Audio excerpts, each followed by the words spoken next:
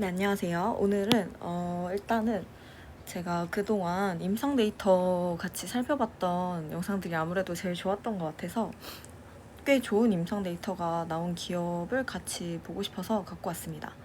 그래서 지금 최근에 당연히 바이오 섹터가 전부 다 안 좋지만, 그래서 이제 임상 결과 반응도 좀 잘 안 된 것 같아요. 아무래도 주가의 반응이 잘 안 와서. 그래서 계속 지켜보시면 충분히 좋을 것 같은 기업을 한번 가져와 봤습니다.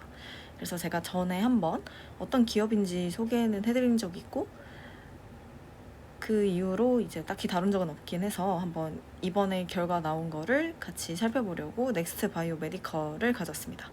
지난번엔 약간 넥스 파우더 위주였다면 오늘은 임상 결과가 나온 넥스스피어에 대한 얘기를 해볼게요. 그러면 일단 전에 말씀드린 거는 뭐 하는 기업이었냐 하면은 내시경용 지혈제, 이게 넥스 파우더고, 근골격계 통증 차단제, 이게 이제 넥스스피어라고 보시면 되는데, 혁신적인 고분자 기술 가지고 이제 메드트로닉 같은 기업이랑 협력을 해서 일하고 있는 기업입니다. 그래서 전에 말씀드린 게 넥스스피어의 이제 임상이랑 FDA 승인이 중요하다라고 말씀을 드렸는데, 지금 나온 게 미국 임상은 아닙니다. 이거는 이따가 뒤에서 말씀드릴 거지만 완벽하게 이제 승인을 받기 위한 임상은 아니라고 보시면 될 것 같고, 넥스스피어의 효능을 좀 확인할 수 있는 그런 데이터라고 보시면 될 것 같습니다. 그러면 한번 같이 보도록 할게요. 일단 요 임상에 몇 가지 특이점이 있다면, 영상의학에서 굉장히 권위가 높은 학술지인 레디올로지에 게재가 됐어요. 그래서 역대 지금까지 넥스트 바이오 메디컬이 내놨던 임상 결과 중에서 가장 좋은 영향력이 있는 그런 논문이 될 것 같고요. 그리고 이런 거는 제가 좀 더 보기 쉽게 어떤 내용이고 누구한테 했고는 뒤에 좀 더 가시화를 잘 해놔서 그걸로 한번 보도록 하겠습니다.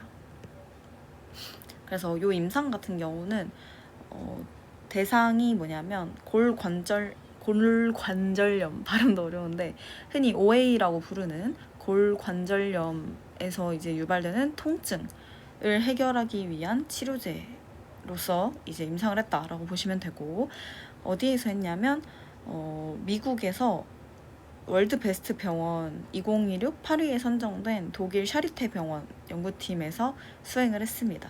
그래서 기존의 스테로이드나 뭐 다른 주사 치료에 효과를 보지 못한 무릎 퇴행성 관절염 환자를 대상으로 진행을 했습니다. 그래서 이제 여기서 골관절염 통증에 대한 언급을 한번 하고 가는 건데요. 골관절염이 있을 때 통증이 왜 생기는지에 대한 건데, 이게 제가 전부터 좀 노트북 LM을 적극적으로 사용을 하고 있어요. 교수님께서 엄청 사용을 많이 하셔가지고 좋아 보여서 쓰기 시작했는데, 이게 아무래도 좀 설명하는 부분에서 한국어가 계속 깨져가지고 제가 지금 다 지워놨거든요, 깨진 부분을. 그래서 제목 위주로 보시면 좋을 것 같아요. 그래서 일단은 염증, 당연히 이제 웬만한 통증은 염증이 있기 때문에 유발이 된다고 보시면 되고, 관절 조직에 이제 미세 염증이 생기면 그럼 이제 활막 내에 비정상적인 신생 혈관이 생성이 됩니다. 그래서 혈관이 생기면은 이제 감각신경이랑 이제 병리적인 동반 성장이 이루어지면서 만성 통증이 생긴다라고 보시면 됩니다. 그래서 이제 혈관이랑 신경이 동일한 신경 전달 경로를 공유하기 때문에 비정상적인 신생혈관을 차단을 해주면 통증을 조절할 수 있을 것이다 라는 원리를 가지고 있다라고 보시면 됩니다. 그러면 기존에도 여러 물질이 있었어요, 이런 통증을 해결하기 위한. 근데 이제 그런 거와 다르게 우리가 왜 넥스스피어를 사용해야 되는지를 이제 비교를 좀 해보자면, 기존에 사용한 거 이제 이미페넴, 이것도 좀 잘못됐어요. 이미페넴이랑 실라플라스틴일 텐데 아마 약물이 있어요, 항생제. 그리고 영구 미세구체 퍼머넌트 마이크로스피어가 있고, 얘는 흡수성 젤라틴 미세구체, 이게 이제 넥스스피어이고요. 그래서 이 기존에 사용되던 애들은 일단 이미페넴 실라플라스틴 같은 경우는 일시적이고, 그리고 이제 입자 크기를 표준화할 수 없다는 단점이 있었어요. 근데 이제 얘는 영구적이지만 이제 위험이 높았고요. 그래서 이런 거를 다 아우러서 넥스스피어 같은 경우는 크기도 조절할 수가 있고 흡수도 빠르고 그리고 이제 뾰족 혈관을 정확히 차단하고 안전하게 분해가 되기 때문에 영구적인 혈관 위험을 배제할 수 있는 그런 장점이 있는 기술이라고 보시면 됩니다. 그래서 연구를 좀 더 살펴보면 연구는 어떻게 되냐면 단일 기관, 아까 말씀드린 샤리테 병원에서 수행하는 연구였고요. 전향적 관찰, 그러니까 전향적이라 하면 뭐냐면 임상에서 이제 유의하다라고 볼 수 있는 연구인데요. 이렇게 딱 시료를 한 후를 이렇게 관찰을 하는 그런 거라고 보시면 됩니다. 후향적인 연구도 있어요. 과거를 돌아보는 건데 이거는 좀 유의성이 떨어진다고 보통 봐요. 그래서 전향적인 관찰 연구는 의미가 있다라고 볼 수 있고요. 그리고 총 참여 194명 했고요. 그리고 239개의 사례가 이제 무릎 관절을 시술을 했고요. 그리고 12개월 관찰 기간을 가졌고 넥스스피어 F 100에서 300 마이크로미터를 사용을 했습니다. 그래서 기존의 보존적 치료, 뭐 스테로이드 같은 거에 반응하지 않는 OA 환자를 대상으로 진행한 그런 전향적 관찰 연구라고 보시면 되겠습니다. 그러면 어떻게 임상 참여자가 결정이 됐는지를 본다면 처음에 241명이 의뢰를 했는데 이제 다양한 평가를 해가지고 만족되지 않는 환자들을 일단 탈락시키고 9명은 본인들이 안 한다고 했나 봐요. 그리고 이제 최종 194명이 참여를 했고 만성 환자 비율이 80%, 그리고 KL 그레이드. KL이 뭐냐면 잠시만요. 제가 아까 적어놓은 게 있는데 알겠다. 켈그랜 로렌스 그레이드 해가지고 이 무릎 이 심각성을 좀 비율이라고 하면 안 되고 등급으로 나타낸 거거든요. 그래서 여기 있는 환자 특성을 보시면 2, 3, 4 등급으로 갖고 있습니다. 그래서 3그레이드 이상이 가장 많고요. 대부분이 중등도에서 중증 정도 되는 OA 등급을 가지고 있는 환자라고 보시면 됩니다. 그러니까 막 가벼운 환자들이 아니라 꽤 이제 등급이 높은 환자들이면서 아까 앞에서 말씀드린 것처럼 기존에 뭐 스테로이드 치료 같은 게 이제 잘 안 들었던 환자들이라고 보시면 되겠습니다. 그러면 어떻게 이제 작용을 하는지를 본다면 아까 말씀드린 것처럼 이렇게 과한 혈관 생성 같은 게 통증을 유발할 수 있다고 말씀드렸잖아요. 그래서 이런 것이 확인이 돼요. 근데 이게 확실하게 한국어로 번역된 용어가 깨끗하게 없더라고요. 이게 하이퍼에믹 블러쉬인데 과혈관성 홍조라고 AI가 해석을 해줬지만 약간 충혈성 홍조라고 이해하시면 될 것 같아요. 그러니까 이제 혈관 때문에 이제 홍조가 생기는 그런, 그래서 이제 혈관이 과하다라고 봐주시면 될 것 같고, 색전술을 하면 어떻게 됐냐 했더니 여기 딱 보시면 이런 옆에 약간 지저분해 보이던 것들이 많이 없어졌죠. 그래서 정상 근위부 원래 있어야 되는 이 혈류들은 유지한 채 병변 혈관만 완전히 소실된 거를 확인할 수가 있습니다. 그래서 이제 우리가 사용하는 넥스스피어 F 같은 경우는 미세혈관 내강에 정확히 위치를 해가지고 혈류를 차단해서 이렇게 깨끗하게 만들어주는 역할을 해서 통증을 줄여준다라고 보시면 될 것 같습니다. 그래서 결과를 좀 살펴보면 아까 말씀드린 것처럼 239건의 이제 시술이 있었는데 100% 성공을 했습니다. 그러니까 실패한 경우가 없었다. 이거 100% 239번 다 성공을 했고요. 부작용 같은 경우는 93.3%가 부작용이 없었는데 6.7% 같은 경우도 굉장히 경미하고 일시적인 부작용만 발생을 해서 나중에는 다 회복이 되는 그런 부작용이었습니다. 그리고 중등도랑 중등 부작용은 그러니까 당연히 없었다라는 의미가 되겠고요. 여기 나왔죠? 경미한 부작용 같은 경우는 자연 소실이 되었고, 그리고 기존에 사용된 영구 미세구치에서 보고되는 장기적인 피부궤양 위험 같은 거는 나타나지 않았습니다. 그러니까 안전성 굉장히 우수했다. 그리고 시술 자체도 성공률이 높은 시술이다. 그러니까 이제 시술이 그렇게 복잡하거나 어려운 시술이 아니라는 거, 그리고 안전성, 시술 이후에도 안전성이 꽤가 아니라 사실 상당히 좋죠. 굉장히 높다는 거. 심각한 부작용이 없는 시술이 될 수 있다라는 거 보여줬다고 볼 수 있습니다. 그리고 사실 뭐 안전하고 시술 성공하는 거 중요하지만 어떤 효능이 있냐가 사실 제일 중요하죠. 살펴보면은 NRS라는 게 있습니다. NRS가 뭐냐면 통증을 나타내는 척도인데 이게 Numeric Rating Scale이라고 해서 이 통증 점수를 나타내는 평가라고 보시면 됩니다. 그래서 처음에 베이스 기본이 이제 한 7 정도였는데 이렇게 지속적으로 떨어져서 마지막에 NRS 3이 되는, 그래서 4포인트 정도 극적인 감소가 일어나는 결과를 나타냈고 P값이 0.001보다 작았기 때문에 통계적 유의성도 달성을 했습니다. 그래서 시술 효과가 일단 가파르게 6주 만에 일단 나타나고, 그리고 그 이후에도 이렇게 쭉 떨어져서 결국에는 4포인트까지 감소를 한 강력한 통증 억제 효과를 보여줬다라는 게 나왔습니다. 그래서 아까 앞에서 살핀 것처럼 뭐 안전하고 다 좋지만 결국엔 약효가 줘야 되죠. 근데 이제 통증 감소에 굉장히 큰 폭으로 감소시켰다라는 훌륭한 결과를 냈다라고 보시면 되겠습니다. 그 다음에 KOS라고 해서 이게 뭐냐면 무릎 기능이랑 환자의 삶의 질을 평가하는 지표인데요. Knee Injury and 그 OA, Outcome Score이라고 해서 이런 다양한 지표들이 있는데 거기서도 모두 좋게 나타났어요. 그래서 살펴보면 일단 삶의 질 QOL 같은 경우도 19에서 40점으로 향상을 했고요. 스포츠 여가 활동할 수 있는 이것도 15에서 36, 그리고 일상생활 같은 경우도 5에서 71.5, 53인데 빠졌네요. 53에서 71.5가 된 거고요.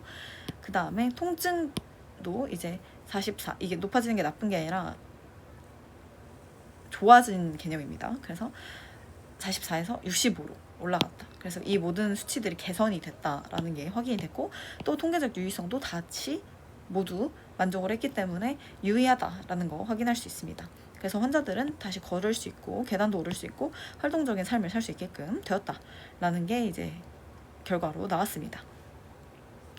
그래서 또 마지막으로 보시면 임상적으로 일단 유의했죠. 유의성 만족을 했고, 그리고 이제 마지막으로 중요한 점이 뭐냐면 MCID를 달성을 했는데요. MCID가 뭐냐면 Minimum Clinically Important Difference, 그러니까 이제 임상적으로 의미 있는 개선 기준을 달성을 했어요. 그래서 55에서 80%가량이 달성을 했다.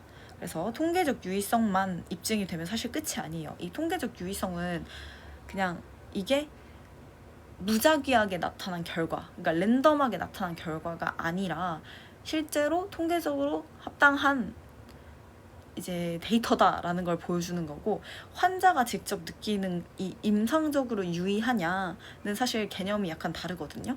그래서 실제로 환자가 느끼기에 어떠하냐에서도 얘는 유의적으로 만족을 했다라고 보시면 돼요. 그러니까 환자가 느끼기에 내 무릎이 확실히 좋아졌어 라고 느낄 정도로 회복을 했다라는 데이터가 나왔습니다. 그래서 진짜로 환자들에게 도움이 되는 약물이었다는 점이 이제 증명이 됐다라고 볼 수 있겠습니다. 그래서 결론을 보면 일단 아까 보신 것처럼 안전성이 좋았죠. 중증 부작용은 0건이었고 애초에 부작용 자체도 93.3% 이상 없었다. 그리고 영구 색전 물질이 가지고 있는 장기적 피부 궤양이나 그런 염증 위험이 없었다는 안전한 대안이 될 수 있다는 장점이 있고요. 그리고 정밀한 맞춤 제어가 가능하기 때문에 빠르게 이제 표적하는 부분만 차단을 하고 수시간 내에 이제 얘가 생분해가 되는 애다 보니까 빠르게 분해가 되는, 그래서 안전한 기전을 가지고 있다라는 거. 그리고 아까 방금 본 결과 같은 경우도 12개월 이상 지속되는 이 NRS 수치 개선이랑 그리고 일상생활 기능이 회복된다는 거를 임상적으로 유의하다는 걸 이제 보여주었죠. 그래서 요 마이크로스피어 애플을 사용한 관절 혈관 색전술 같은 경우는 기존 보존적 치료에 실패한 환자들에게 이제 안전하면서도 효과적인 장기적 해결책이 될 수 있는 그런 가능성을 보여줬다라고 이 연구 결과로 살펴볼 수 있을 것 같습니다. 그래서 이건 제가 그냥 간단하게 정리한 건데 194명, 그래도 꽤 큰 숫자예요. 그래서 194명에 대해서 전향적 연구를 했고 12개월간 NRS가 4포인트 감소를 했다고 했고요. 중증 합병증 같은 이제 위험한 문제 없이 안전성이랑 유효성을 동시에 입증을 했습니다. 그래서 강점이라고 볼 수 있는 게 이제 194명이라는 비교적 큰 코호트, 그래서 데이터가 나름 인정받을 만한 숫자라는 거랑 12월 수적을 했다는 거, 그리고 굉장히 권위 있는 레디올로지에 게재가 됐다는 거, 그리고 중대한 부작용이 없었다는 거, 그리고 MCID 달성률이 55에서 80%, 그래서 단순히 통계적 유의성만이 아니라 임상적으로 유의하다는 거를 보여줬다는 점, 강점이 있습니다.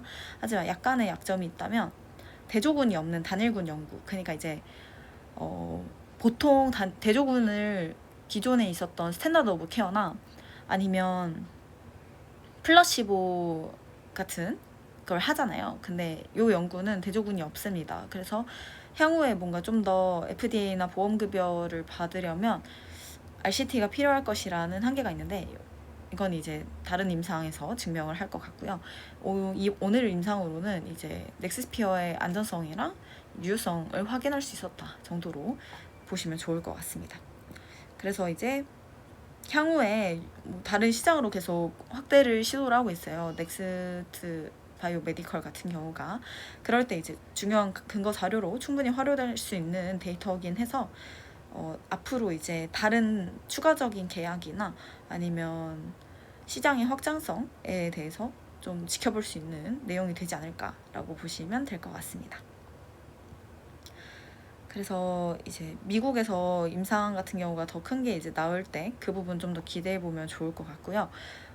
최근에 좀 확인한 게 넥스트 바이오 메디컬 임원분들이 매수를 다시 하시는 걸로 알고 있어요. 그래서 아무래도 자기 기업 매수하는 경우가 보통 외부인들이 보기에 좋은 기업인가 보다라고 생각을 많이 하게 하죠. 그래서 긍정적인 신호 중에 하나인 것 같습니다. 아직 이제 주가는 좀 많이 빠졌죠. 저도 사실 갖고 있고요.